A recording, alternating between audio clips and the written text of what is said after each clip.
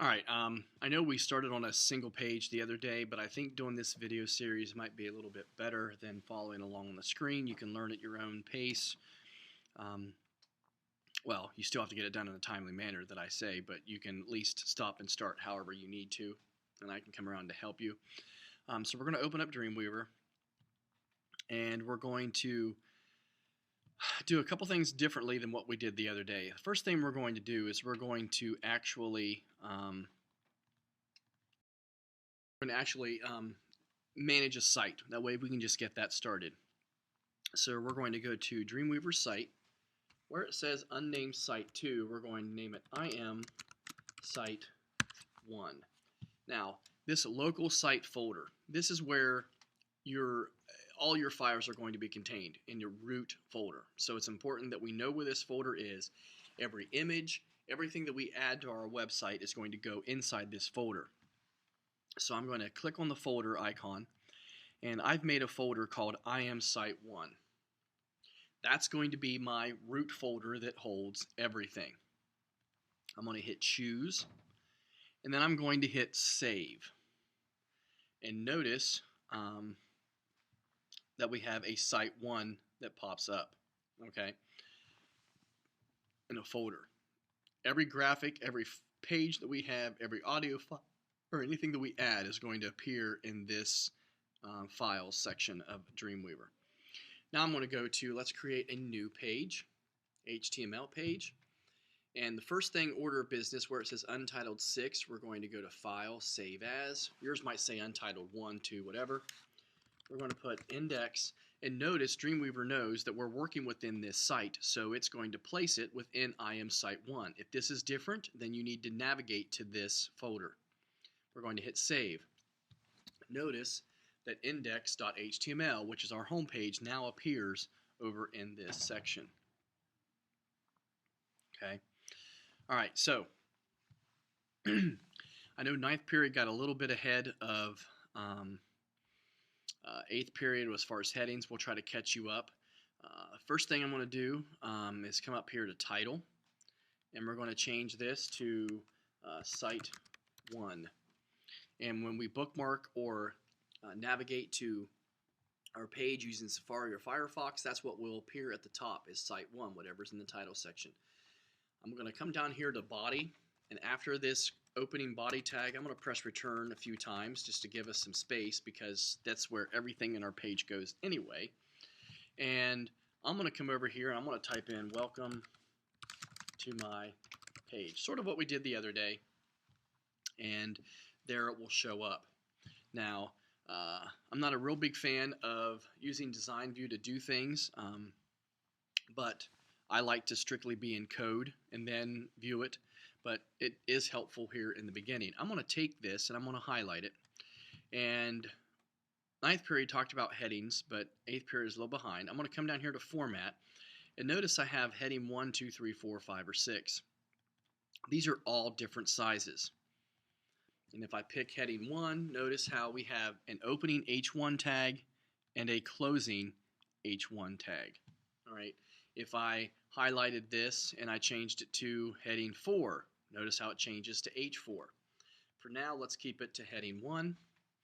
And I'm going to come over here and I'm going to hit return, just to open this back up again. All right. From time to time, we're going to need text generated, and I like to use this site called lipsum.com, and it's kind of cool. This has actually been around for the 1500s, and you can read this if you want, but it's actually a legit thing that's been around for 500 years. And it's just a bunch of gibberish that is used to basically placehold where text would be without you having to type it up. So I want 2 paragraphs. I can come down here and change this to 2. I think it starts out as 5. And then I hit generate lorem ipsum. Once I do that, it pops this up.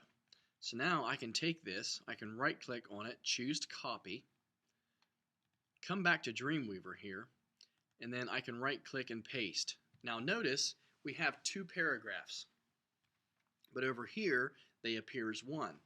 Well, we have to tell it that we want 2 paragraphs. Even though it's separated, HTML doesn't know.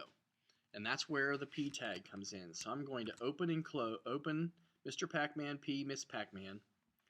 Now if I open a P tag, after my first paragraph, I have to actually close my P tag. And if I hit the backslash, Dreamweaver will put the P in.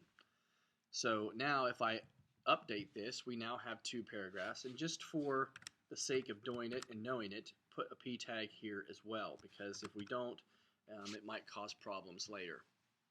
So notice now, just by adding the P tag, we have 2 separate paragraphs.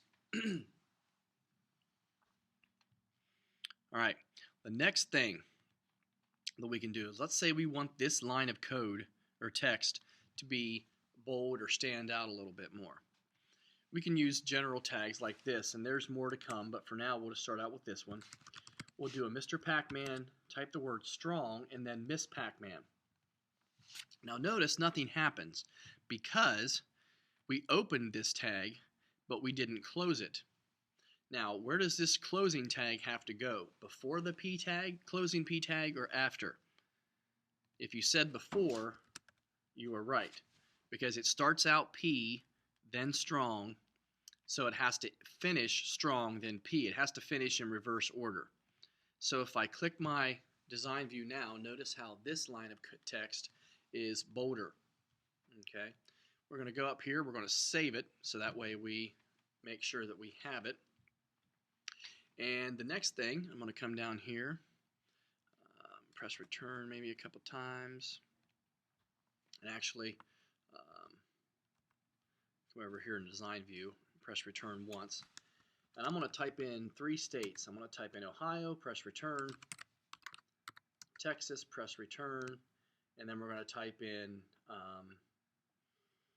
Florida. And notice how Dreamweaver updates when we press return. It puts P tags in because it knows that we want to actually have paragraphs. But let's say we want these to have bullets or numbers beside them. I can highlight these 3, and I can create what's called ordered or unordered lists. If I come down here to the properties panel, and I can always close this up too by double clicking on the words properties to give us more room.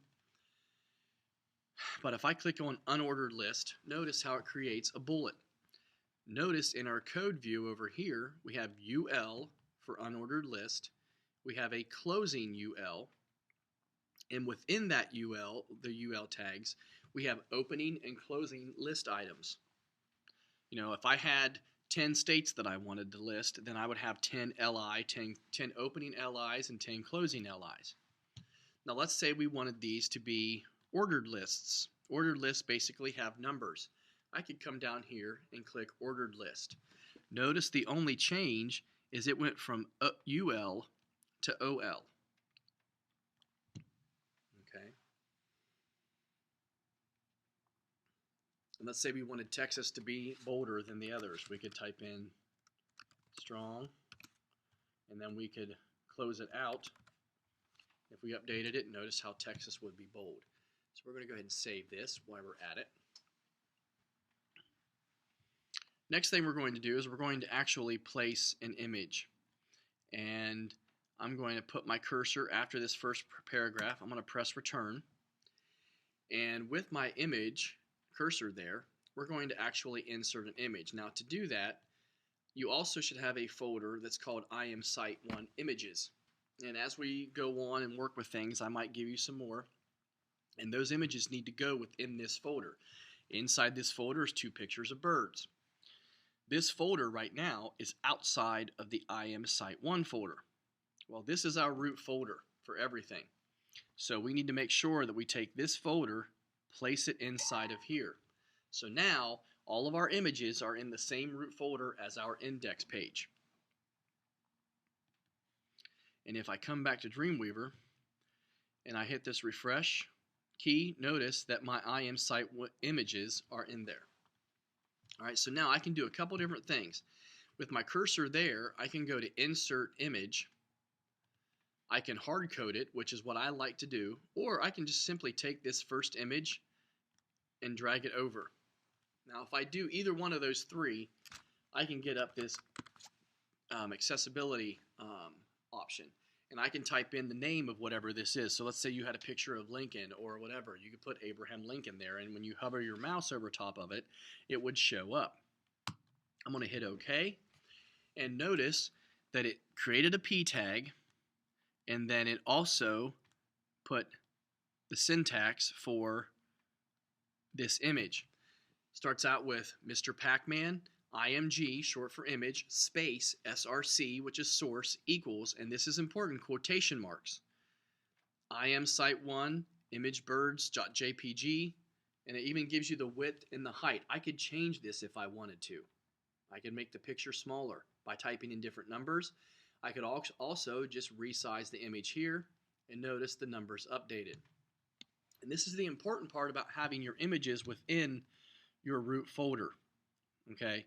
Because in doing so, they're in here, and it's as easy as taking an image and dragging it onto the stage, because it's all located inside your root folder.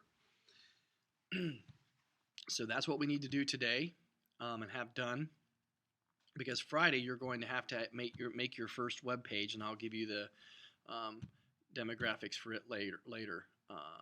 But that is it for today. We're going to, well, actually, no, it is not.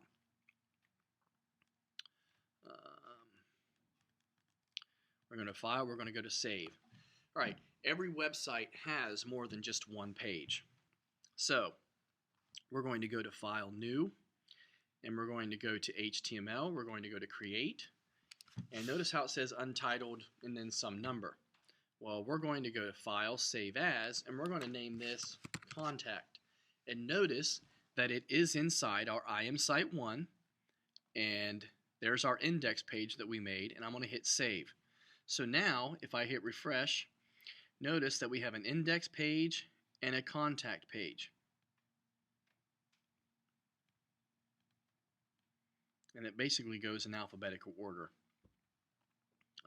So don't try to flip out, why is my HTML pages not together? So now I have 2 pages in my site, and the next step is going to be to actually link to that contact page.